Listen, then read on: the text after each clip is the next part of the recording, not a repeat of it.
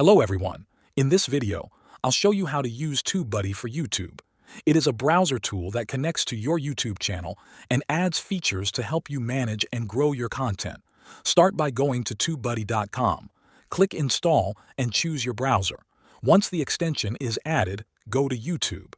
You'll now see the Tubebuddy icon in the top right corner.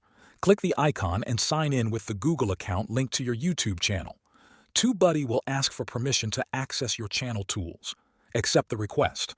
Once connected, Tubebuddy will show you extra features within the YouTube app. You'll notice a new panel across your channel dashboard.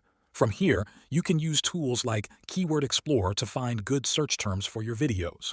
You also get tag suggestions while uploading, and an upload checklist to make sure your video is ready to publish.